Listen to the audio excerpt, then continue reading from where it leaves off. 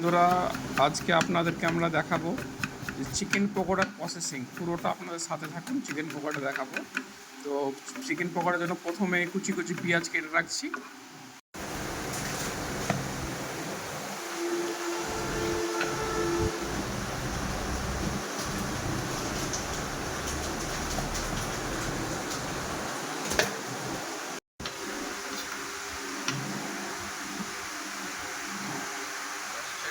মাংস কাটার পর মাংসটা সুন্দর করে ধুয়ে নিচ্ছি যাতে পরিষ্কার পরিচ্ছন্ন হয়ে যায়। মাংসটা ধোয়া হচ্ছে, দেখেন কত সুন্দরভাবে। এবার বাকি আগেকার প্রসেস আগে দেখাচ্ছি, চলেন আপনাদের সঙ্গে থাকুন আপনারা। প্রথমে দুটো ডিম ঢেকে নিলাম, তারপর আদা রসুন বাটা ঢেলে নিলাম। আদা রসুন যেটা বলা হয়, স্বাদ অনুযায়ী লবণ ঢেলে নিলাম যতটা লাগবে, মিট মশলা, জিরে পাউডার। এখন আমরা সানরাইজের জিরা পাউডার ব্যবহার করি, ধনে পাউডার, শাহি গরম মশলা,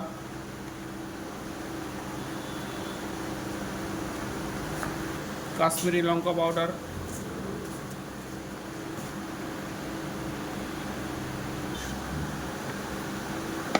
এর মধ্যে টমেটো সস যাচ্ছে যাতে জিনিসটা খেতে ভালো লাগে, চটপটা হয়, জুসি হয়।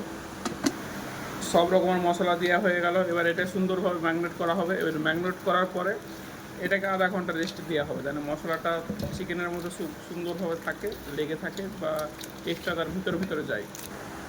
তো চিকেনটা আধা ঘন্টা রেস্ট হয়ে গেল। এবার আগেকার প্রসেস, এটা কর্নফ্লোর যতটা লাগবে সেই হিসাবে কর্নফ্লোর দেওয়া হলো।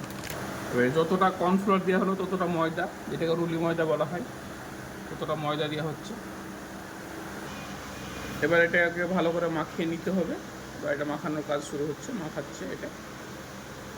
তো ফাইনালি আমাদের চিকেনটা ম্যারিনেট হয়ে গেল। এবার পুরো এটা রেডি। এবার এটা সাথে থাকুন, বাকিটা দেখাচ্ছি আপনাদেরকে। তো এবার তেল কড়া রাখা হয়েছে, এবার তেল ঢালা হবে। তেলটা আমরা দেখেন বেস্ট চয়েসের ব্যবহার করি, বেস্ট চয়েস তেল। আপনারাও বেস্ট চয়েস বা সানরাইজ এর তেল ব্যবহার করতে পারেন, সানফ্লাওয়ারের যে তেলটা হয়।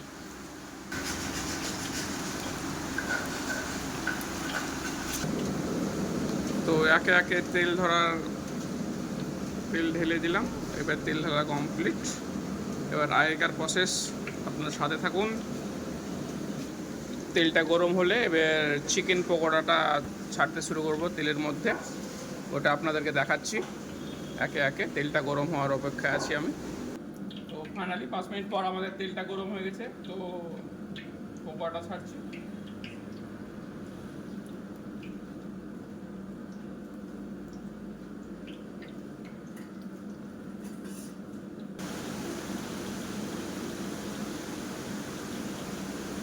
পকোড়া ফাইনালি তেল কড়ায় ভর্তি হয়ে গেছে, আর ঢালা জায়গা নেই। এবার এটাকে সুন্দর করে ভেজে নেব আমরা।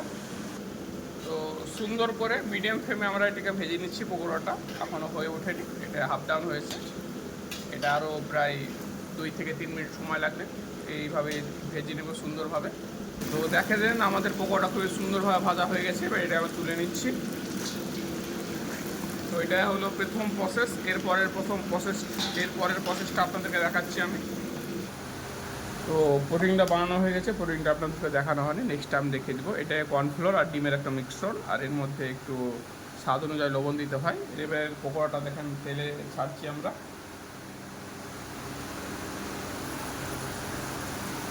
ভেজে নেব 1 রাউন্ড।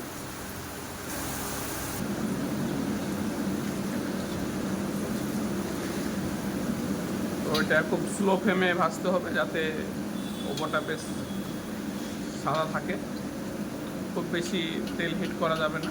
তো হয়ে গেছে, হাফ ডাউন করে নিলাম। তো এটা তুলে নিলাম। এরপর আবার একটা কোটিং করতে হবে।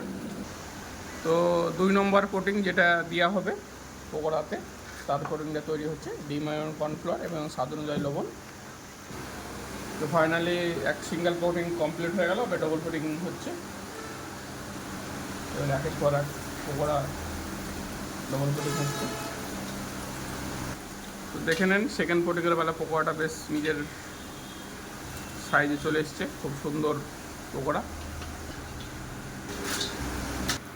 ফাইনালি দেখেন আমাদের পকোড়ার প্রসেস শেষ। এটা পকোড়া হলে হয়ে যাবে, ডবল কোটিং করা পকোড়া। দেখেন সুন্দর ভাজা হয়েছে, বেশ সুন্দর সাইজ নিয়েছে। পকোড়া তুলে ফেললাম, পকোড়া বানানোর কাজ সমাপ্ত। এবার এটা ট্রেতে সাজিয়ে উপরে সেটিং হয়ে যাবে। তো আপনারা দেখতে পাচ্ছেন যে পকোড়াটা বেশ সুন্দরভাবে সাজাচ্ছে বা সাজানো হয়ে গেছে প্রায়। তো পাশে দেখেন ললিপপও হয়ে গেছে। তো ললিপপের প্রসেসিংটা আসতে দেখানো হলো না, নেক্সট টাইম আবার দেখিয়ে দেবো নেক্সট একটা ভিডিওতে। তো আপনারা সঙ্গে থাকুন, সাথে থাকুন এবং সুস্থ থাকুন।